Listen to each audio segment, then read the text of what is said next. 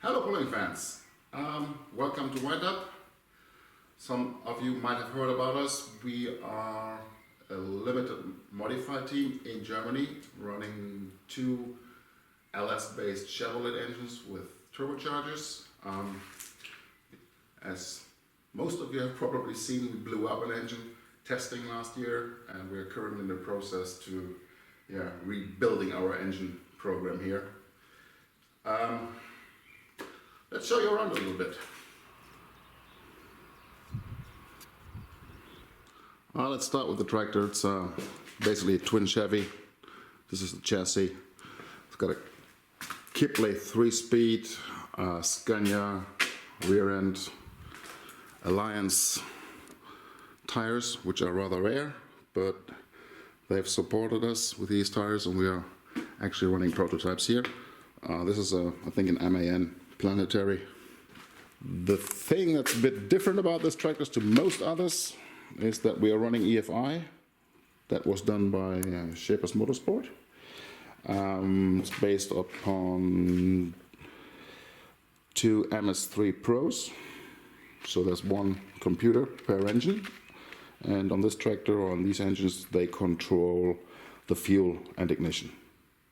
This is our little workshop. It's inside a barn which we share with some other guys. My buddy Thorsten is currently doing antique tractors, and this is his actually, what do you call that, paint tent, so he doesn't blast paint all over the place here. So yeah, which gets us to this. We are running LS engines, actually LQ4. I'm in the lucky position to have a cousin in Canada, up in New Brunswick, and there the bodies of the cars are gone earlier than the engines. So we buy those basically as junk engines, and then do the little turbo magic. Our turbo kits are currently laying on the floor. These are S480 Switzers, so 80mm inlet T6, which is actually coming off big generators. They're not very expensive and good for about 1100, maybe 1200 horsepower per turbocharger. So in total, we are hoping to make about 2000 horsepower on this machine. So as I said, this is a 6-liter LS-based Chevrolet engine. It's what they call a new small block. The difference between the old 350s and 383s and 327s is this engine is metric, which makes it a lot easier for us here in Germany working with metric tools. Actually, we didn't do too much to the engines. We changed the connecting rods. I will go to that later. By now I've changed the pistons. The heads are basically stock with stock valves, different valve springs, and we got totally different cam in here. And the main idea behind this is to just keep the engines affordable, just change what really needs to be changed, and then get them to, like, I don't know, 1200 horsepower. And they're pretty light, so actually the power to weight ratio at the moment is still pretty good. I could imagine running even 5 of these engines. 5 is probably a bit difficult, you need a really expensive rear end, but you could easily run 4 of these engines in the 5500 2.5 ton modified class, which, considering that they're making 1200 horsepower, would be not too bad actually. I'm not sure if I'm ever going to go that route. First I want to have them to run right, but we shall see. It's definitely possible. We are in our class limited to a 75mm inlet, so about 3-inch, which will not allow us to do much more. That's why we also not went totally overboard with the engines. I could show you around a little bit what we did here. We put in some new stuff last year. We had scat rods in there, stock pistons. The idea behind that was that actually the stock rods would support about 800, I think. And since we wanted to go 1000, we went a little bit better. The pistons will do it. The problem is this shit is not forgiving at all. If you have a mistake or make an error, as we did, we'll have them on the floor. So we're going for better rods this time. Summit K1, actually their house brand, and same with the pistons, which I think is a physique or whatever. Actually looks pretty nice, and they weren't too expensive. As I've said, we're running EFI. What that actually means is our fuel amount is controlled electrically or electronically. We got injectors sitting here, which are actually standard Bosch injectors for CNG engines. So built to flow gas and not liquid. But they'll hopefully flow enough to support, as I said, about 1,000 to 1,200 horsepower each.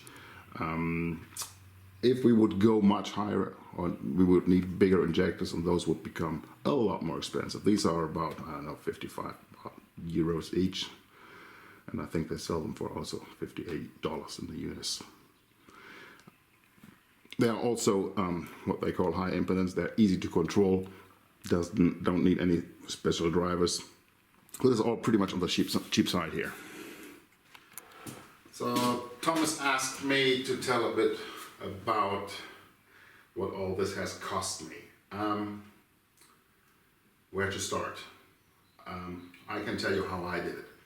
I bought an old modified tractor that used to have a V12 packet in it. I used the rear end, I used the transmission, and I wanted to use more, but actually then started to build up from more or less zero. Talking about the engines, well, let's finish with the chassis first.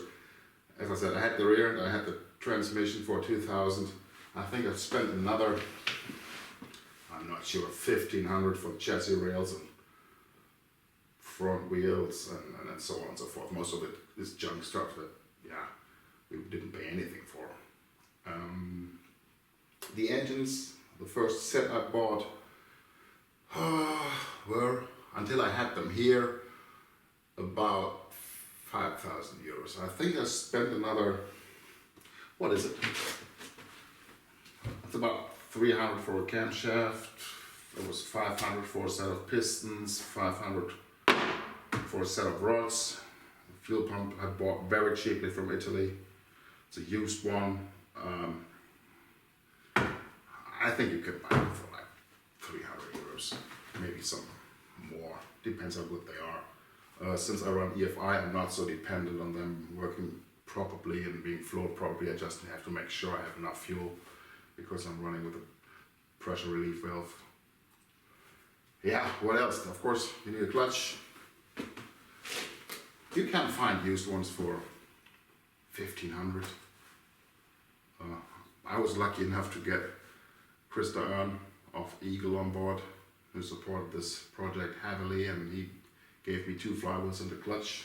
I had to buy the discs still, but that also wasn't a problem, thanks to the Audi family in Nebraska. Yeah, what else? Of course, you need to get fuel and ignition. The engines do have coil on plug ignition, and they come with that from the junkyard, and they're super sufficient for what they need to do here. Of course, you need to control them. There's various ways. You can buy a little MSD box that will run the coils. You can find them used on eBay for a couple hundred, or you can go with EFI as I did here. The boxes, depends where you are and where you buy them, are, I don't know, 1,500, 1,400. You can go higher, you can go lower, depending on how much data collection you want to have, because they're also data loggers. So yeah, you can also, go with the MSD box, put carburetors, blow-through carburetors on these. They're about 50. The good ones from CNS and so on are about $1,500. Yeah, what else? Turbochargers. See, for example, these came from old generators. They used turbochargers. Had them rebuilt. I actually paid 3 crates of beer for them. So, in the end, of course, all this stuff here costs money too. Tires. Yeah, I got the big new Alliance on there, which also were sponsored, but if you look around, you can buy a set of tires for 1,500, 2,000 euros. And you don't need the best tires out there for what we're doing here in the limited class. You don't have enough power to overpower them. I would think you could probably even run a 24.5 better than a 30.5. And yeah, just look around. I mean, it's not like in the like in the big modified classes where you overspeed them and then have to make sure they make the most traction. You can still say, hey, I'm gonna spin them 5% faster. They're not going to run out of shape. So in the end, if I would start from zero, I don't think you could do it for 25,000. Of course, you can always go less, you can go more. You can take an old tractor rear end, like a Ford 5000, a ZF. And as long as you run with high revving engines, they'll live. I mean, you can buy those for $500 if you're lucky. That will make it a bit cheaper than what we did because you have the brakes and everything in there too also. Yeah, but I mean, it adds up. Would I do it again? Maybe yes. But I would have done some things differently, of course. So yeah,